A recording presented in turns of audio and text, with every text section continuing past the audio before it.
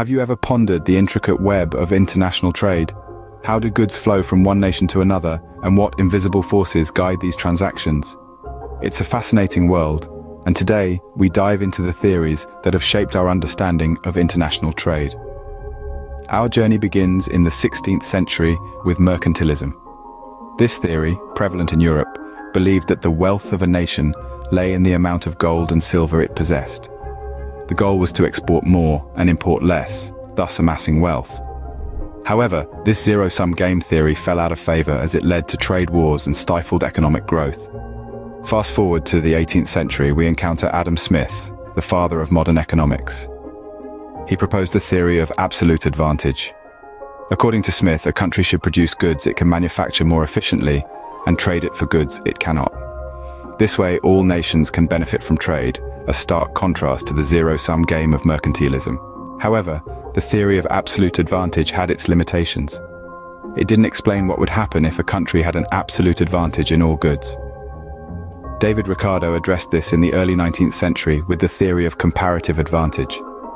This theory suggests that a country should focus on goods where it has the least opportunity cost, even if it can produce all goods more efficiently. This way, global efficiency increases and all nations benefit. As the world evolved, so did our understanding of international trade.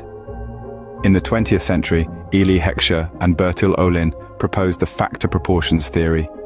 They argued that a country would export goods that use its abundant factors intensively and import goods that use its scarce factors intensively.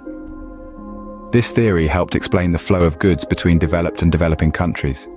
Finally, we arrive at the most recent theory, the new trade theory. Proposed by Paul Krugman in the late 20th century, it argues that economies of scale and network effects can give countries a significant advantage.